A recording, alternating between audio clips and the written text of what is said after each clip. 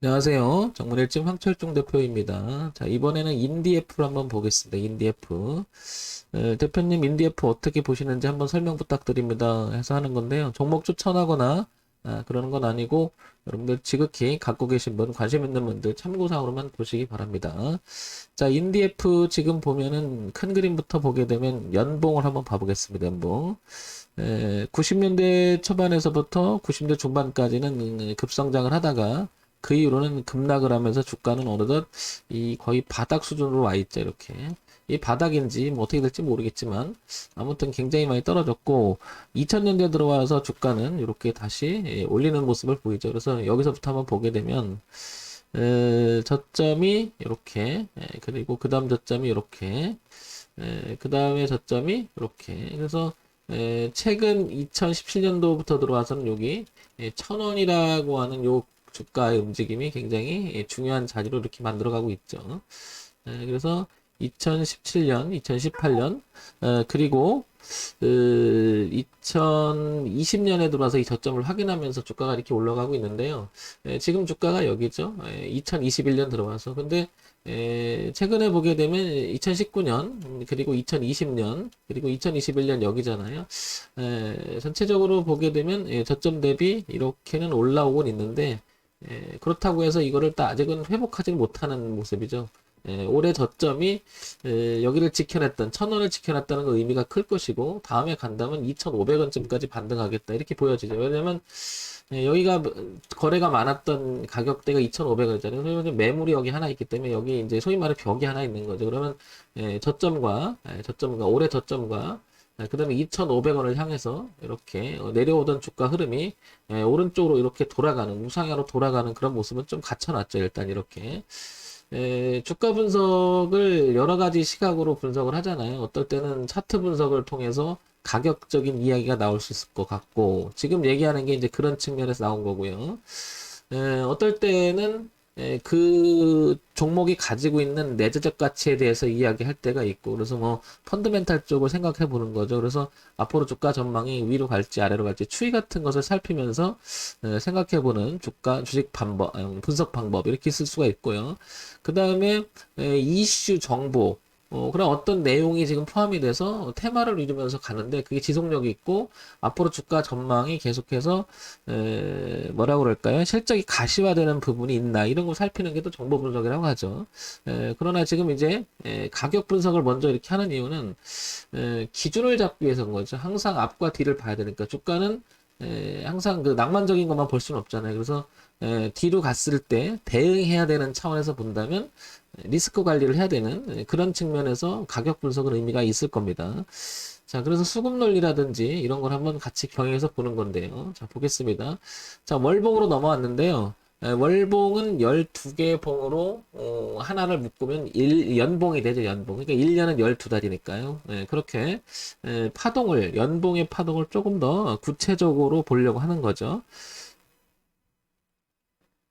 자, 보면은 여기서 쭉 이렇게 올라오는 그림이 우상향으로 현재 이렇게 그려가는 모습이 보이죠. 이렇게 전체적으로는. 그래서 이렇게 높여보려고 애를 쓰고 있어요. 그죠? 이렇게 높여보려고 하는데 반면에 4,000원대를 또 안착을 못해요. 4,500원과 4,000원대를 이렇게. 그래서 오랜 시간 인디에프 주가는 이 안에 갇혀 있음을 알 수 있죠. 자, 근데 최근 들어서 이 흐름을 이렇게 바꿔놓아가고 있는 모습이 좀 보이죠. 이렇게 보이죠. 그래서 2019년, 그리고 2019년, 그리고 2020년, 그리고 2021년 들어와서는 이 흐름, 자연스럽게 내려오던 흐름을 바꿔놓으려고 애를 쓰고 있습니다. 이렇게. 그죠? 그래서 이렇게 내려오던 주가 흐름을 이렇게 바꿔놓으려고 애를 쓰고 있었죠. 내용을 보게 되면 한 5월 달이 들어오면서부터 양봉, 6월, 그리고 7월, 8월 이어지는 이렇게 올라가려고 하는 거죠. 이렇게 현재의 모습 자체가 그래서 여기 2,500원 부분이 이렇게 거래가 많았던 자리가 또 보이고요. 그래서 얘는 궁극적으로 2,500원 가면 저항이 하나 있을 것 같고요. 내려온다면 변화를 준 시점이니까 여기는 이탈하면 안 되겠죠. 그게 이제 1,300원쯤으로 보이죠. 이탈하게 되면은 흐름을 바꿨던 즉 이 흐름을 바꿨던 자리가 여기죠. 1,300원. 여기를 이탈하게 되면 이 저항이 되면서 빠질 수가 있다는 거죠. 그래서 여기 1300원은 매우 중요하고 그 다음에 2,500원은 매우 중요한 것으로 파악이 됩니다. 그러니까 뒤로 갔을 때는 1,300원이 깨지지 말아야 될 것이고 위로 갔을 때 2,500원을 돌파시켜줘야 된다는 거죠. 과거에도 주가 흐름을 잠깐 보게 되면 이렇게 변화를 주는 시점에서부터 이렇게 내려오다 변화를 주는 시점에서부터 주가가 한번 이렇게 시세를 한번 줬죠. 이렇게 이런 모습이 있었고요. 그 다음에 또 주가가 내려오다가 변화를 주면서 이렇게 내려오다가 주가가 변화를 주면서 한번 시세를 준 적이 있었고요. 그 다음에 이번에도 어떻게 될지 모르겠으나 이렇게 내려오던 흐름을 변화를 주기 시작하면서 시세를 주고 이렇게 있다라는 사실이죠. 우리가 주가 분석을 할 때 꼭 이렇게 어떤 법칙 발견을 하고 그 패턴 발견을 하려고 주가 분석을 하는 건 아니고 꼭 그렇다고 해서 과거에 그렇다고 해서 또 현재 또 그런 건 아니잖아요. 항상 리스크 관리 대비를 해야 되겠죠. 그래서 기준을 잡는 게 가장 중요하다고 봅니다. 기준 가격을 잡아놔야 그 기준을 가지고 손절도 해야 될 것이고 기준 가격을 가지고 청산도 할 것이고 그리고 또 진입도 하겠죠. 자, 이 부분을 요즘에 황 대표가 저녁 강의 때 많이 했었지만 이렇게 흘러가던 그림에 변화를 주는 시점은 정말 중요하다라고 여러 번 얘기 드렸어요. 이렇게 변화를 줄 시점을 유심히 보자. 그리고 자연스럽게 흘러갔던 지점에서 변화를 줬던 점을 유심히 보자. 이런 얘기를 참 많이 했거든요. 자, 그 다음에 반대가 되겠죠. 이렇게. 반대가 된 자리가 이제 이렇게 보게 되면 변화를 주기 시작한 가격이 바로 여기라는 거죠. 이렇게. 그래서 인디에프는 지금 차트 분석을 해보면 지극히 고점이 낮아지는 모습을 보이다가 이렇게 지극히 고점이 낮아지는 자연스러운 모습을 보이다가 변화를 준 시점이 포착이 된다는 거죠. 이렇게. 그래서 그 가격대가 여기가 1,300원이라는 거죠. 뒤를 보면 1,300원은 깨지지 말았으면 좋겠고 여기 변화를 주기 시작했던 2,500원 되게 중요할 것으로 보입니다. 그러면 앞으로 주가의 파동의 흐름은 이렇게 갈 성질이 있을 가능성이 없다는 거죠. 이렇게 왔다 갔다. 이게 또 돌파시켜 놓고 눌림을 주고 또 나가는 모습이잖아요. 그러니까 더더욱 이렇게 2,500원까지 열린 공간 그리고 더 가면 3,500원 그리고 더 가면 이제 고가 돌파 이렇게 되겠죠. 숫자적으로. 자, 이런 점이 파악이 됩니다. 일단 차트 분석을 통해서 인디에프를 보게 되면 우상향으로 자연스럽게 돌아가고 있다는 거고 가격도 제시된 가격이 뚜렷하게 잘 나타내고 있음을 알 수가 있죠. 뒤를 봤을 때는 여기 1,300원 그리고 앞을 보면 2,500원 그리고 3,500원 이렇게 자연스럽게 보이죠. 그래서 차트 분석은 우상향으로 꺾은 모습이라 괜찮다라는 생각이 듭니다. 일단은. 자, 그럼 인디에프를 차트 분석만 갖고 얘기할 수 없으니까 기본적인 걸 한번 봐볼까요? 인디에프 거래소에 상장이 되어 있죠? 소형주에 속합니다. 섬유의복에 속해 있고요. 시가총액이 975억인데 지금 10% 정도 되니까 이제 1,000억이 좀 넘어가고 있는 것 같습니다. 시가총액이. 자, 그러면 인디에프가 돈을 잘 벌고 있는지 한번 볼까요? 이게 왜 중요하냐? 돈을 잘 벌고 있는. 결국에는 회사라고 하는 것은 이익이 남는 장사를 해야 되는 게 가장 중요하니까요. 인디에프, 패션 의류 브랜드 조이너스, 꼼파니아, 예츠, 트루젠, 메이플, 모르간, 데이터. 많이 들어봤을 거야, 아마. 이거 만드는 회사죠. 자, 재무정보 보겠습니다. 재무정보를 보면 상당히 좀 아쉬운 면이 보여요. 보다시피, 왜 아쉬운 면이 보이냐면, 여기 2, 4분기, 3, 4분기, 4, 4분기, 그리고 1, 4분기를 이렇게 보게 되면 400억, 300억, 470억, 347억 매출 구조는 일정한데 영업이익과 당기순이익이 굉장히 안 좋음을 알 수 있습니다. 그래서 차트 분석을 했을 때는 조금 전에 봤지만은 괜찮았어요. 흐름을 바뀌려고 하는 부분이 눈에 띄게 이렇게 차트상에서는 나타나기 시작을 하는데 이 부분이 마음에 걸리는 거죠. 기본적인 것을 지금 실적을 가시화시키지 못했다는 거죠. 이런 부분이 조금 눈에 걸립니다. 그죠?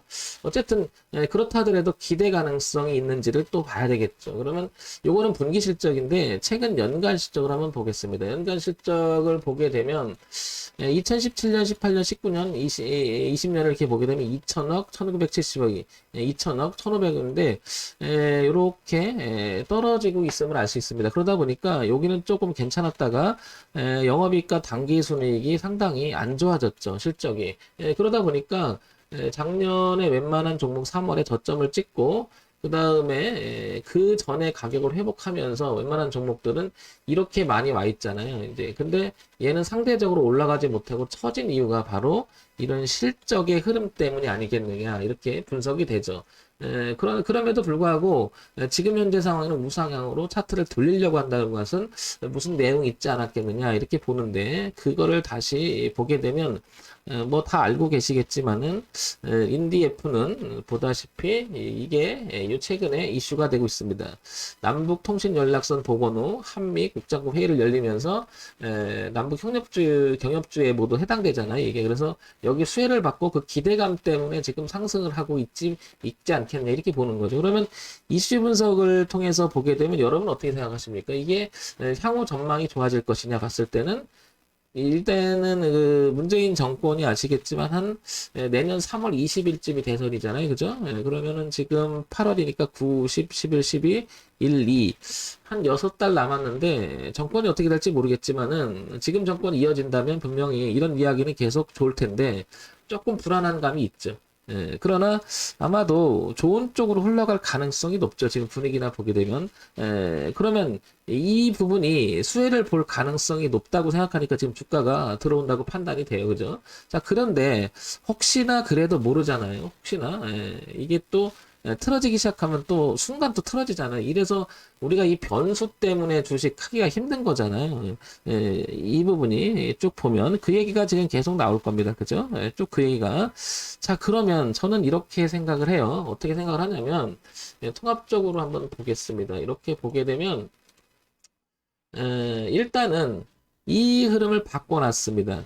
그러면 누군가는 분명히 그런 이야기가 오간다는 걸 저는 시장에서 알고 있을 거라고 생각을 해요. 그러니까 얘가 여기서부터 변화를 주기 시작했던 이 시점을 가만히 보게 되면 벌써 여기가 시점이 한 5월달, 4월달 되잖아. 4월달 지나면서 이 얘기는 논의가 된 것을 누가 알지 않았을까 이런 생각이 들어요. 왜냐하면 남북 경협주들이 이런 모습이 굉장히 많아요. 지금 현재 아난티라든지 그 다음에 대아티아이 뭐 이런 것들도 그렇고 그러면 이런 모양은 거의 준비돼서 누군가가 매집을 해서 들어오지 않았을까 일단 이런 생각이 들어요. 그러면 얘네들이 매집하는 흐름을 보게 되면 여기서 매집을 한다 그러면 여기를 지켰던 이유도 아마 평균 단가를 유지하기 위해서 지키지 않았을까 이런 생각이 듭니다. 그래서 저는 그렇게 생각을 해요. 그래서 여기 1,300원을 이탈하게 되면 누군가가 만약에 이렇게 매집의 흔적이 돼서 지금 이 내용을 알고 앞으로 좋아질 것이다라고 생각을 해서 큰 손들이 들어왔다라고 가정을 하면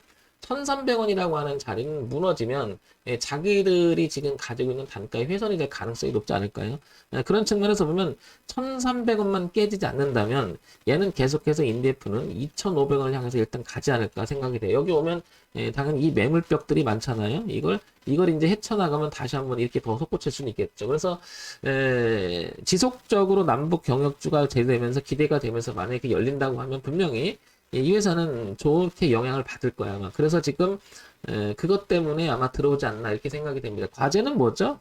잘 아시겠지만은 이 종목이 가지고 있는 과제는 실적 가시화입니다. 그죠? 그러니까 이 종목을 매매를 하거나 관심 있는 분들은 1,300원이라고 하는 가격적인 측면을 고려를 하시는 게 좋을 것 같고요. 여기 그 다음에 중요한 것은 이 분기 실적에서 영업이익이가 당기순이익이 얼마나 줄여나가느냐 그리고 매출액 구조가 올라가면서 당기순이 얼마나 줄여나가느냐 이걸 관찰을 해야 되는 게 가장 중요할 것 같습니다. 그리고 남북 이야기가 좋은 방향으로 계속 가는지에 대해서도 상당히 예의 있게 봐야 되겠죠. 이런 거는 그래서 사실은 이런 거는 장기적인 흐름보다는 단기적인 흐름에 접근하는 방법을 쓰는 게 어떻게 보면 더 맞을 수가 있겠죠.